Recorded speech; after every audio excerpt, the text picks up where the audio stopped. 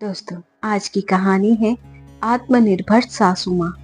माँ, मेरे ऑफिस के कुछ दोस्त रात को डिनर पर आएंगे, उनके लिए खाना तैयार रखना। मनोज ने अपनी माँ शारदा देवी से कहा। कितने लोगों का खाना बनाना है बेटा? शारदा जी ने खांसते हुए पूछा। पहले तो आप यह खांसी करना बंद कीजिए, पूरे घर में खांसती फिरती है। आपको इतना भी नहीं पता कि मुंह पर हाथ रखकर खांसी करनी चाहिए? अच्छा लगता है क्या? मनोज गुस्से से चिल्लाया तो उसकी पत्नी संगीता को तो मौका मिल गया अपनी सास पर कटाक्ष करने का। यही बात तो मैं इन्हें समझा समझा कर थक गई हूँ। घर में बच्चे भी हैं और खुले मुंह खांसी करती रहती हैं। इन्हें तो इतना भी नहीं पता कि खांसी करते समय कम से कम मुंह पर हाथ ही रख ले। बेटा, कितनी बार तो तुम्हें कहा है कि मुझे डॉक्टर के पास ले चलो, नहीं तो मुझे कुछ पैसे दे दो दवाई लाने के लिए। ठीक है माँ, आज संगीता तुम्हें डॉक्टर के पास ले जाएगी और दवाई दिलवा देगी, मनोज ने कहा। तो संगीता इसके विरोध में बोली। अरे कुछ नहीं है माँ जी को, यह खांसी केवल इनकी चटोरी जुबान की वजह से है। कुछ भी खट्टा मीठा खा लेती हैं और फिर खांसती रहती हैं। दिन भर उल्टा सीधा खाने पर लगाम लगाएंगी तो खांसी खुद ब खुद ठीक हो जाएगी। मनोज ने अपनी पत्नी संगीता की बात पर सहमति जताई और उसे कहा, दोपहर को मेरा एक जरूरी लेटर घर पर आने वाला है, वो लेकर रख लेना। रात का खाना तुम ही बना देना, माँ जी की तबीयत ठीक नहीं है। मेरे 4-5 दोस्त ऑफिस से आएंगे तो बढ़िया सा खाना बनाना। इस पर संगीता बोली, मुझे तो आज शॉपिंग पर जाना है और फिर शाम को मेरी किटी पार्टी भी है, मुझे तो वक्त नहीं मिल पाएगा। अरे, एक दिन के लिए अपनी किटी पार्टी कैंसिल कर दो और रात को अच्छा सा खाना बनाकर रखना। मैं चलता हूँ। ऐसा कहकर मनोज तो अपने ऑफिस के लिए निकल गया, लेकिन संगीता की त्योरियां चढ़ गई। पति के ऑफिस जाने के बाद वह अपनी सास पर बरस पड़ी। कोई काम ना करना पड़े इसलिए आप खांसी का बहाना बनाकर बैठ जाती हैं। मैं सब जानती हूँ, आपको और कुछ काम तो है नहीं, तो यही काम कर लेती। वैसे भी दिन भर बिस्तर पर ही पड़ी रहती है, मुफ्त की रोटियां ही तोड़ती हैं। अपने लिए ऐसी अपमानजनक बातें सुनकर शारदा जी की आंखों में आंसू आ गए। उनकी खांसी लगातार चल रही थी। ऐसी हालत में उन्होंने कुछ बोलना जरूरी नहीं समझा। वे अपने कमरे में चली गई। जलते भूनते हुए संगीता ने जैसे तैसे डिनर तो बना दिया, लेकिन जब मेहमान खाना खाकर चले गए तो जूठे बर्तनों का ढेर जस का तस पड़ा रहा। अगले दिन सुबह जब शारदा जी मंदिर से पूजा करके घर वापस लौटी तो देखा बेटा बहू कहीं जाने के लिए तैयार खड़े थे। अपनी सास को देखते ही संगीता बोली, थोड़े से बर्तन रखे हुए हैं, मांज कर रख देना और रात का खाना बनाकर रख देना, हम लोग देर से आएंगे। मनोज ने भी अपनी पत्नी की हाँ में हाँ मिलाई। आज रविवार था और दोनों अपने बच्चों को लेकर सुबह का नाश्ता करके बाहर जा रहे थे। कहाँ जा रहे थे ये शारदा जी को भी नहीं पता था। ना तो वो पूछने की हिम्मत कर सकती थी और ना ही बेटे बहू कभी बताते थे। शारदा जी ने रसोई में जाकर देखा तो जूठे बर्तनों का बड़ा सा ढेर उन्हें चिढ़ा रहा था। कुछ दिन बीते, शारदा जी की तबीयत अब ज्यादा खराब रहने लगी थी। माँ की बिगड़ती हालत को देखते हुए एक दिन मनोज उन्हें डॉक्टर के पास ले गया। चेकअप कराने के बाद पता चला कि लगातार खांसी रहने की वजह से उन्हें टीबी की बीमारी हो गई है और इसका लंबा इलाज चलेगा। शारदा जी का इलाज शुरू किया गया। कुछ दिनों तक तो उन्हें लगातार दवाई दी गई, लेकिन फिर ज्यादा खर्च के डर से मनोज दवा लाने में भी आनाकानी करने लगा। अब उनकी हालत फिर से बिगड़ने लगी थी। अभी 5 साल पहले ही शारदा जी बड़ी खुशी से संगीता को अपने घर की बहू बनाकर लाई थी, पर संगीता ने तो आते ही घर का नक्शा ही बदल दिया। आते ही वो अपनी मनमानी करने लगी और मनोज को भी अपने चक्कर में ले लिया। मनोज पहले से ही अपनी माँ की कद्र नहीं करता था। रही सही कसर संगीता ने भी पूरी कर दी थी। संगीता पूरे घर को अपने अनुसार ही चलाती थी। उसकी मर्जी के बिना घर का एक पत्ता भी नहीं हिल सकता था। वहीं शारदा जी की स्थिति घर में रखा पुराना सामान जैसी ही थी। जब बेटा ही उसकी कद्र नहीं करता था तो बहू क्या करेगी? मनोज संगीता के सामने ही शारदा जी को कुछ भी कह देता था, जिस कारण संगीता और सिर पर चढ़ गई थी। संगीता के आने से पहले शारदा जी ने बाई लगाई हुई थी जो घर का झाड़ू पोछा और बर्तन कर जाती थी। पर संगीता ने आते ही घर खर्च अपने हाथ में ले लिया और काम वाली बाई हटवा दी, क्योंकि उसे लगता था कि काम वाले को पैसे देना ही बेकार है। जब घर में सासू माँ बैठी रहती हैं, रात को दोनों देर से आए और खाना खाने बैठे तो मनोज चिल्लाकर बोला, ये क्या बना दिया है? सब्जी में मसाला बहुत कम है। माँ, आपको खाना बनाना ढंग से नहीं आता है क्या? इससे अच्छा तो हम बाहर ही खाकर आ जाते। आखिर इतना कमा किस लिए रहा हूँ? ये फीका और बेस्वाद खाना खाने के लिए? मनोज की तेज आवाज से शारदा जी हिल गई। वो चुपचाप अपने कमरे में आ गई और सुबकने लगी। संगीता को क्या कहती, जब अपना ही सिक्का खोटा हो तो दूसरे से क्या शिकायत करे। शारदा जी की जिंदगी उतार चढ़ाव से भर रही थी। अपने मायके में 5 बहनों में सबसे बड़ी शारदा को हमेशा ही अपशकुनी कहा जाता था, क्योंकि दादी कहती थी शारदा अपने पीछे 4 बहनें और ले आई। सारी बहनों के जन्म पर दादी फूट फूट के रोई। आखिर वंश तो बेटे से ही चलता है। 5 बहनों को देखकर उनकी दादी का मन कुलकुलाता रहता था और वो चाहती थी कि सभी जल्दी से अपने घर चली जाएं और उन्हें इन सब के बोझ से मुक्ति मिल जाए। शारदा का पढ़ लिख कर अपने पैरों पर खड़े होने का सपना था, लेकिन पैसे की कमी के कारण शारदा को ज्यादा पढ़ाया भी नहीं गया और माँ पिताजी ने उनके लिए रिश्ता देखना शुरू कर दिया। दहेज तो था नहीं, तो अपने से 2 गुनी उम्र के विधुर आदमी के साथ ब्याह कर दिया। शारदा जब शादी के बाद पहली बार घर आई तो देखा कि घर और दुकान पर तो उनकी जेठ और जेठानी का ही राज चलता था। सारा दिन घर के काम करने में ही निकल जाते थे। जेठानी भी शारदा को अपने रोब तले दबा कर रखती थी, फिर भी वह पूरी लगन के साथ काम में लगी रहती थी। शारदा के पति को घर के हालात से कुछ खास लेना देना नहीं था। जो भी पैसा दुकान से लेकर आता था जुए में उड़ा देता था, लेकिन शारदा को अपने ससुर जी का बहुत सहारा होता था। कुछ समय बाद शारदा ने अपने बेटे मनोज को जन्म दिया, लेकिन उसके तुरंत बाद ही शारदा के ससुर जी चल बसे। मनोज के पिता रोज रात को शराब पीकर आते थे। अत्यधिक शराब पीने के कारण वे बीमार रहने लगे। इस अवस्था में भी डॉक्टर के मना करने के बावजूद उन्होंने शराब नहीं छोड़ी और लीवर खराब हो जाने के कारण उनकी मृत्यु हो गई। शारदा देवी तो छोटी सी उम्र में वो विधवा हो गई। अब शारदा एक एक पैसे के लिए दूसरों की मोहताज हो गई। आर्थिक तंगी से परेशान होकर जब शारदा ने दुकान की कमाई का हिस्सा मांगा तो उसके जेठ और जेठानी ने धक्के मारकर उसे उसके बेटे मनोज के साथ घर से बाहर निकाल दिया। पढ़ी लिखी तो थी नहीं, इसलिए कोई नौकरी नहीं मिली, पर पापी पेट का सवाल था।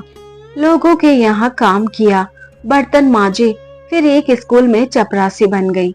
वहीं रहने को कमरा मिल गया और मनोज को भी उसी स्कूल में भर्ती करवा दिया और उसकी आधी फीस भी माफ थी।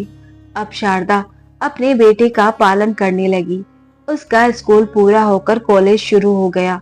पढ़ाई में वो ठीक था, पर उस पर उसके बिगड़ेल पिता की छाप थी। वो ही गुस्सा और गाली गलौज करना। शारदा समझाती थी, पर वो किसी की नहीं सुनता था। कुछ सालों में मनोज एक कंपनी में अच्छे पद पर नियुक्त हो गया और अच्छी तनख्वाह पाने लगा। उसने अपनी पसंद की लड़की संगीता से शादी कर ली और 2 कमरों का घर ले लिया। शारदा जी को वो अपने साथ तो रखता था, पर कभी उनसे प्यार से बातें नहीं करता था, कभी उनका हाल नहीं पूछता था। शारदा जी अब घर पर रहने लगी थी और घर संभालती थी।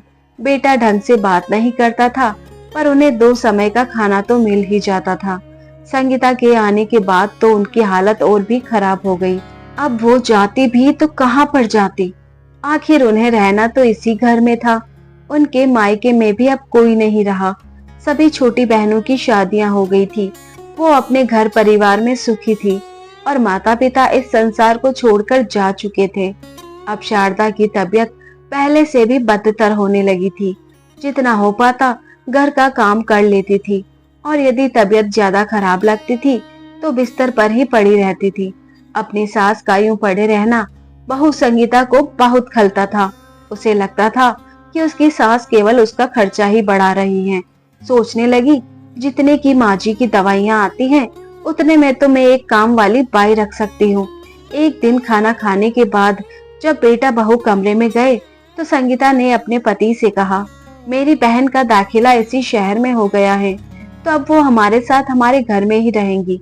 तुम अपनी माँ को वृद्धाश्रम भेज दो। अब इतने से घर में हम सब तो नहीं रह सकते हैं। वैसे भी तुम्हारी माँ तो सारा दिन खांसती रहती है, बच्चों को भी इन्फेक्शन होने का डर है। तुम ऐसा करो, अपनी माँ को वृद्धाश्रम में छोड़ आओ। बेकार ही एक कमरा घेर रखा है, मेरी बहन उस कमरे में रह लेगी। इस पर मनोज बोला कि हम माँ को वृद्धाश्रम में कैसे छोड़ सकते हैं, फिर मेरी भी उनके लिए कुछ जिम्मेदारियां हैं। इस पर संगीता बोली, मनोज, अब इमोशनल होने का समय नहीं है, प्रैक्टिकल होकर सोचो। माँ जी आए दिन बीमार रहती हैं, घर का काम भी नहीं करती हैं, उनकी दवाइयों का खर्च कुछ कम नहीं है। माँ जी का बोझ हमारे सिर से हटेगा तो मैं काम वाली बाई रख लूंगी। मुझसे घर का सारा काम नहीं किया जाता। हम लोगों की जितनी जिम्मेदारी बनती थी हमने कर दिया, अब हमारा भी अपना परिवार है। मुझे नहीं लगता अब हमें उन पर और पैसा लगाना चाहिए। और फिर बिना मतलब ही कमरा घेर कर बैठी हैं। मेरे परिवार वाले क्या सोचेंगे कि मैं एक कमरा अपनी बहन को नहीं दे सकती। तुम कल ही माँ जी को सामान पैक करने के लिए कह दो, उन्हें वृद्धाश्रम छोड़ आओ। ठीक है, तुम सही कह रही हो, मैं कल ही माँ जी से बात करता हूँ। शारदा देवी जी बाहर हॉल में बैठी हुई बेटे बहू की सारी बातें सुन रही थी। यह बातें सुनकर उनके तो पैरों तले जमीन ही खिसक गई। उनके दिमाग को जैसे झटका सा लगा। सोचने लगी, मैं वृद्धाश्रम चली जाऊं? पर क्यों चली जाऊं? मेरे बेटे का घर क्या मेरा घर नहीं है? बहू ऐसे कैसे कह सकती हैं कि मैं कमरा घेर कर बैठी हूँ? इतनी तकलीफ सहन करके जिस बेटे को इस दुनिया में लेकर आई, हालातों से लड़ते हुए पाल पोस कर उसे पढ़ाया लिखाया, स्वयं कांटों भरी राह पर चलते हुए भी अपने बेटे पर आंच न आने दी। बिना बाप के बेटे को कितनी मुश्किल से उसके पैरों पर खड़ा किया। उसके सर पर यह छत है तो केवल मेरी बदौलत। आज वह बेटा मुझे वृद्धाश्रम भेजने की सोच रहा है। सोचते हुए उनकी आंखों से झरझर आंसू बहने लगे। सोचने लगी कि मेरी त्याग और तपस्या का यही फल मिल रहा है मुझे। बेचारी शारदा जी, आखिर कोसती भी तो किसे? अगर अपना ही खून अच्छा होता तो बहू की क्या हिम्मत थी ऐसी बात करने की। रात को सब लोग सो चुके थे, लेकिन शारदा जी की आंखों से नींद गायब थी। सारी रात अपने कमरे में पड़ी कुर्सी पर बैठी रही और आंखों से नीर बहाती रही। सोचने लगी कि अगर कमरा खाली करवाना ही था तो इसके लिए मुझे वृद्धाश्रम भेजने की क्या जरूरत आ पड़ी। मैं तो हॉल में भी सो जाती, नहीं तो स्टोर रूम में ही रह लेती। सोचते सोचते उनकी आंखों से आंसू फिर से बहने लगे और फिर से उन्हें खांसी छिड़ गई। सोचा कि बेटे को गर्म पानी देने को बोलूं, फिर अचानक ख्याल आया, कौन सा बेटा? अब वो बेटा अपना रहा ही कहाँ। अगले दिन जब मनोज और संगीता सुबह उठे तो देखा कि माँ जी तो अभी उठी ही नहीं है। सोचने लगे कि माँ उठे तो वृद्धाश्रम भेजने की बात करें। 1 घंटा बीतने के बाद भी जब माँ जी कमरे से बाहर नहीं निकली तो मनोज और संगीता ने माँ जी के कमरे का दरवाजा खोला और अंदर गए। लेकिन यह क्या, माँ तो वहां थी ही नहीं। अलमारी खोलकर देखा तो माँ जी के कपड़े भी गायब थे। वे दोनों सोचने लगे, आखिर माँ हमें बिना बताए जा कहां सकती हैं? इतने में मनोज की नजर माँ जी के बिस्तर पर रखी एक चिट्ठी की तरफ गई। देखते ही मनोज चिट्ठी की तरफ लपका और जल्दी से खोलकर उसे पढ़ने लगा। चिट्ठी में लिखा था, मेरे प्यारे बेटे मनोज, हमेशा सुखी रहो। मेरे बेटा बहू मेरे बारे में क्या सोचते हैं यह जानने के बावजूद भी ना जाने क्यों मेरे मन से तुम्हारे लिए दुआएं ही निकल रही हैं। मेरे अपने बेटे होते हुए भी तुम मुझसे इतने पराये कैसे हो गए? यह बात समझ पाना तो शायद इस जन्म में मेरे लिए मुमकिन ही नहीं है। ना जाने क्यों एक माँ वृद्धावस्था में पहुंचकर अपने ही बेटे और बहू पर बोझ बन जाती है। तुम मेरे भविष्य के बारे में क्या सोच रहे हो वो सब तो मैंने रात को ही सुन लिया था, लेकिन मुझे मेरी आगे की जिंदगी कैसे बितानी है इस बात का फैसला मैं तुम लोगों को हरगिज नहीं करने दूंगी। मैं तेरी माँ हूँ, कोई निर्जीव सामान नहीं जो उठाया और घर से बाहर फेंक दिया। मैं केवल बूढ़ी हुई हूँ, लेकिन लाचार बिल्कुल भी नहीं। मैं तुम लोगों को घर छोड़कर हमेशा हमेशा के लिए जा रही हूँ और आशा है कि मेरे जाने के साथ ही तुम्हारे सिर पर पड़ा बोझ भी खत्म हो जाएगा। भगवान तुम्हारा भला करे। तुम्हारी अभागी माँ। पत्र पढ़कर 2 पल के लिए मनोज की आंखों से आंसू आ गए। उसे पछतावा भी हुआ, परंतु केवल कुछ समय के लिए ही। थोड़ी देर बाद ही संगीता की बहन सुमी घर पहुंच गई और फिर घर का माहौल ऐसे हो गया कि जैसे कुछ हुआ ही ना हो। रात तक मनोज और संगीता माँ जी को भूल चुके थे। खाना बाहर से मंगवाया गया था और वे लोग खाने का आनंद लेते हुए हंसी ठिठोली करने में मशगूल हो गए। शारदा जी अपने कपड़े और थोड़ा सा सामान लेकर ही घर से चली गई। एक दिन पहले ही शारदा जी को उनके विधवा पेंशन मिली थी, तो सबसे पहले उन पैसों से उन्होंने अपने लिए दवाइयां खरीदी। उन्होंने मन ही मन सोच लिया था कि उन्हें क्या करना है। तुरंत अपने से छोटी बहन को फोन लगाया और उसे अपने पीहर वाले घर में मिलने के लिए बुलाया। काफी सालों से वह घर बंद पड़ा था, वहां रहता भी तो कौन। माँ पिताजी तो काफी साल पहले ही चल बसे थे और बहनों का कोई भाई था नहीं जो उस घर की रौनक को बरकरार रखता। शारदा की बातों में परेशानी की झलक को भांपकर उसकी छोटी बहन ने अन्य बहनों को भी बुलावा भेज दिया। शारदा देवी भी सीधी अपने गांव चली गई। वहां गांव में अपने पुराने घर को देखकर उनकी तबीयत हरी हो गई। घर बंद था तो शारदा जी ने पड़ोस से चाबी ली और अपना घर खोल दिया। आज उन्होंने भी खुलकर सांस ली। अगले ही दिन उनकी 5 बहनें उनसे मिलने वहां आ गई। सब लोग इकट्ठे हुए तो शारदा जी ने सबके सामने अपने हालात बयान किए। बहनों ने कहा कि आप हमारे घर आ जाएं, पर सब अपने ससुराल में थी तो किसी के यहाँ जाकर भी लंबे समय तक रहना संभव नहीं था।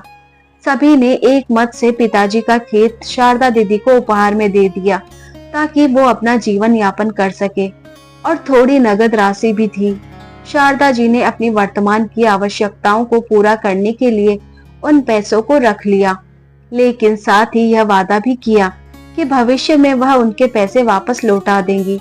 चारों बहनों के लिए भी यह घाटे का सौदा नहीं था, क्योंकि उन्हें अपना मायका वापस मिल चुका था, जहां चारों बहनें समय समय पर कुछ दिन बिताने आ जाया करती थी। समय के साथ साथ शारदा जी बिल्कुल स्वस्थ हो चुकी थी। शारदा जी को घर और खेत मिल गए। अपने पिताजी से उन्हें खेती का अच्छा ज्ञान मिला हुआ था, सो उन्होंने खेतों में मजदूर लगा दिए। मजदूरों ने उनके बताए गए तरीकों से खेती की और फसलें लहलहाने लगी। उनकी अच्छी कमाई होने लगी। धीरे धीरे उन्होंने अपनी बहनों द्वारा दी गई नगद राशि भी लौटा दी। सभी बहनों में बड़ी होने के नाते एक माँ की तरह सभी को तीज त्योहार पर अच्छे अच्छे उपहार भी देने लगी। अपने खाने पीने का इंतजाम करके वो बाकी रुपए समाज सेवा में लगाने लगी। एक विधवा होने का दुख उनसे बेहतर और कौन समझ सकता था, इसलिए वह अपने जैसी अन्य विधवा औरतों और बुजुर्गों की मदद करने लगी। उनकी समाज सेवा के गांव भर में चर्चे होने लगे। कई समाज सेवी संस्थाएं भी आगे आकर उनको सहयोग करने लगी। अब शारदा जी खुश रहने लगी। उन्हें अपने जीवन का एक उद्देश्य मिल गया था। अक्सर अपने बेटे को याद करके उनकी आंखें नम हो जाया करती थी, लेकिन उन्होंने स्वयं को कभी कमजोर नहीं पड़ने दिया।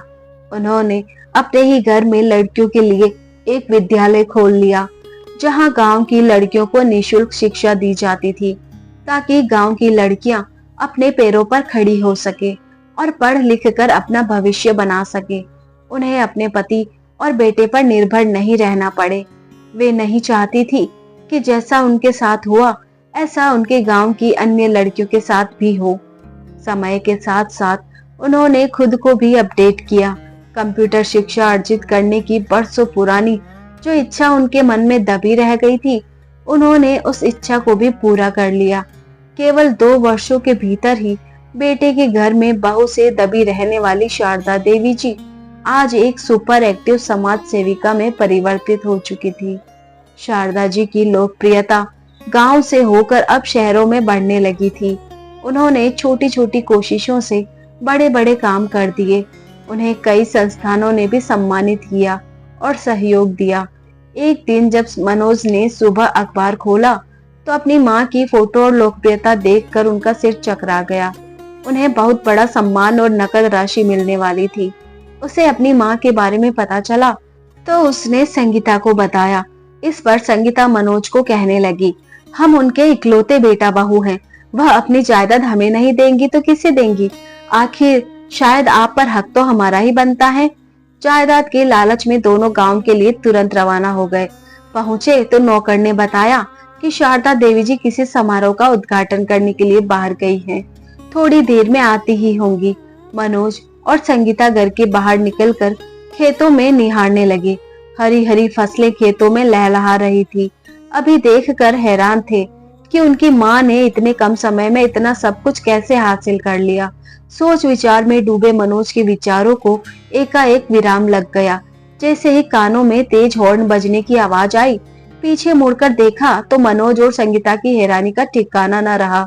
उनकी माँ शारदा देवी स्कूटर चलाकर घर को लौट रही थी। संगीता भी देखकर हैरान थी कि वो बेचारी सी शारदा देवी कभी अपनी दवा के लिए भी उनके सामने गिड़गिड़ाया करती थी, आज समाज का सम्मानित महिला बन चुकी थी। उसके चेहरे से आत्मविश्वास साफ झलक रहा था। अपने बेटे को देखकर एक बार तो शारदा जी के मन में ममता जाग उठी थी, लेकिन फिर उस ममता को अपने दिल के किसी कोने में समेटकर मजबूती से बोली, अब यहाँ क्या करने आए हो तुम लोग? माँ, हम तुम्हें घर वापस लेने आए हैं।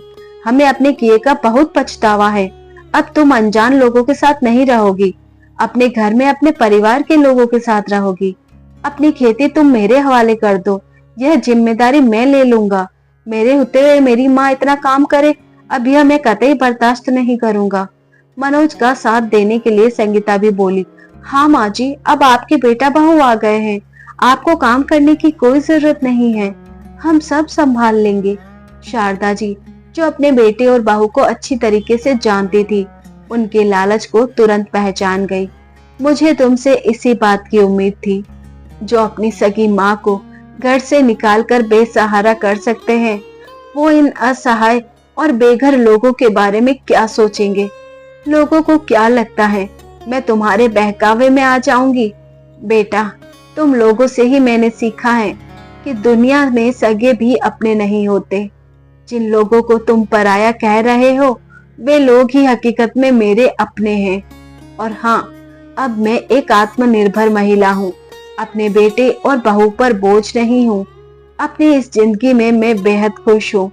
सच कहूँ तो मुझे जिंदगी का मतलब ही उस घर से निकलने के बाद समझ आया। अब तो मुझे यह सम्मान भरी जिंदगी रास आ गई है। अब मैं तुम लोगों के साथ हरगिज रहना नहीं चाहती। अब यह सब लोग ही मेरा परिवार है। मेरे जीते जी तो क्या, मेरे मरने के बाद भी इस संपत्ति में से तुम्हें 1 रुपया भी नहीं मिलेगा। अरे राजू, मेहमान आए हैं, इनके लिए कुछ चाय नाश्ते का इंतजाम करो। मुझे एक ब्यूटी पार्लर के उद्घाटन के लिए जाना है, 2 घंटे तक आऊंगी। मेहमानों की खातिरदारी अच्छे से करना। कहते हुए शारदा जी अपने स्कूटर लेकर निकल पड़ी। वे दोनों हैरानी से स्कूटर पर जाती हुई अपनी माँ को देखते ही रह गए। तो दोस्तों, ये थी हमारी आज की कहानी। उम्मीद करती हूँ पसंद आई होगी। तो दोस्तों, इस वीडियो को हाइप करना